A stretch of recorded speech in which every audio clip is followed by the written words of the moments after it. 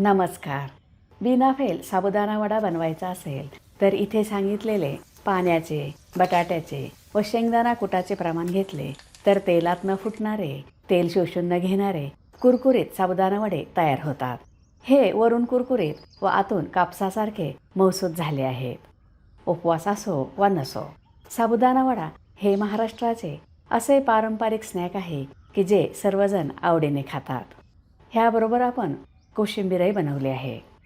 कुरकुरीत साबुदाणा वडा बनवण्यासाठी 1 कप साबुदाणा निवडून घेतला आहे. साबुदाण्यात पाणी ओतूया. हा असा हाताने चोळून धुतला की स्टार्च निघून जातो. आज आपण साबुदाणा भिजत घालण्याची पद्धत व पाण्याचे प्रमाण असे घेणार आहोत की ज्यामुळे साबुदाणा तेलात फुटणार नाही. साबुदाणा 2-3 पाण्याने स्वच्छ धुवून घेऊया. हा 200 ग्रॅम आहे. धुतलेल्या साबुदाण्यात पाऊण कप पाणी. पाणी साबुदाण्याच्या लेव्हलपर्यंतच म्हणजेच साबुदाणा बुडेपर्यंतच आहे. 1 कप साबुदाण्याला पाऊण कप पाणी असे प्रमाण घेतले तर साबुदाणा वडा तेलात फुटत नाही, तेलकट होत नाही. ह्या प्रमाणामुळे साबुदाणा वडाही कुरकुरीत होतो. ह्यावर झाकण ठेवून रात्रभर भिजत ठेवूया. 3 ते 4 तासातही साबुदाणा छान भिजतो. दुसऱ्या दिवशी सकाळी साबुदाणा बघूया.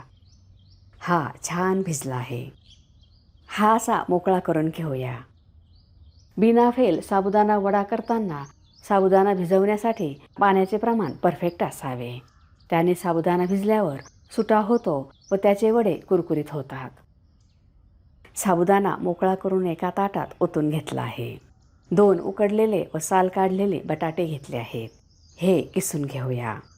किसल्यामुळे बटाटा व्यवस्थित मिक्स होतो व मिश्रण एकजीव होते. बटाटा पूर्णपणे थंड झाल्यावरच किसावा. इथे आपल्याला पाऊण कप बटाट्याचा किस घ्यायचा आहे. बटाटा जास्त झाला तरीही साबुदाणा वडा फुटतो, तेल शोषून घेतो व कुरकुरीत होत नाही. त्यामुळे तो आपण आता मोजून घेऊया. आता आपण परफेक्ट प्रमाण बघूया. 1 कप साबुदाण्याला पाऊण कप उकडलेला बटाटा व अर्धा कप भाजलेल्या शेंगदाण्याचा कूट असे प्रमाण घ्यावे. अर्धा इंच आले किसून घालूया. तुम्हाला उपवासाला जिरे व आले चालत नसेल तर वापरू नका. जिरे 1 छोटा चमचा, अर्धा कप भाजलेल्या शेंगदाण्याचा कूट, काश्मीरी लाल तिखट पाव छोटा चमचा. मिक्सरच्या भांड्यात 3 हिरव्या मिरच्या. मिरच्यांचे तुकडे टाकण्याऐवजी अशा वाटून घातल्या तर त्यांचा फ्लेवर एकसारखा मिक्स होतो, वडे चवीला रुचकर होतात. थोडासा लिंबाचा रस. शेंगदाणे भाजून त्यांची साले काढून व नंतर कूट करून घेतला आहे. चवीनुसार मीठ. व्यवस्थित मिक्स करूया. इथे एक लक्षात ठेवा की साबुदाणा व बटाटा फक्त एकजीव करावा, साबुदाणा मॅश करू नये. त्यामुळे वड्याला टेक्स्चर छान येते. साबुदाणा वडे सर्वांनाच आवडतात. त्यामुळे ज्यांना उपवास नाही तेही आवडीने खातात व त्यांच्यासाठी वेगळा स्वयंपाक करावा लागत नाही. तुम्ही बघू शकता साबुदाणा मॅश झाला नाही कारण आपण हा हलक्या हाताने मिक्स केला आहे. तुम्ही चॅनलला सबस्क्राईब केले नसेल तर सबस्क्राईब करा, बेल आयकॉनवर क्लिक करा. त्यामुळे तुम्हाला नवीन रेसिपीजचे नोटिफिकेशन्स मिळतील. व्हिडिओ आवडल्यास लाईक करायला विसरू नका. मिश्रण एकजीव झाले आहे.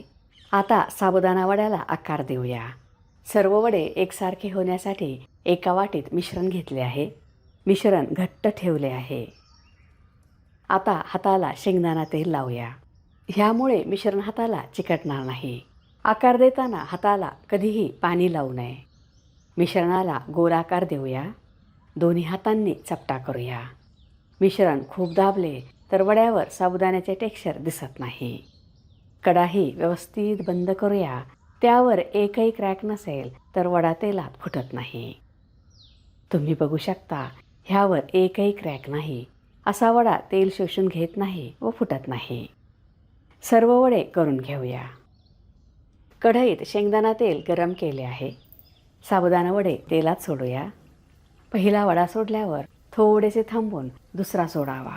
त्यामुळे ते एकमेकांना चिकटत नाहीत. गॅसची फ्लेम मिडियम आहे. नवशिके असाल तर झाऱ्यावर वडा ठेवून थोडे लांब उभे राहूनच वडा तेलात सोडावा. आता 1 मिनिट असेच ठेवूया. त्यामुळे वड्यांच्या कडा बंद होतात, वडा फुटत नाही. लगेचच उलटले तर ते झाऱ्याला चिकटून फुटतात.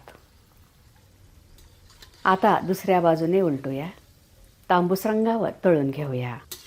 व्हिडिओत सांगितलेले प्रमाण व टिप्स वापरल्या तर तुमचा एकही वडा तेलात फुटणार नाही. कढईत जेवढे बसतील तेवढेच वडे सोडावे, नाहीतर ते एकमेकांना चिकटतात व काढायला गेले तर फुटतात. साबुदाणा वडे कधीही कमी गरम तेलात तळू नये, नाहीतर ते तेलकट होतात.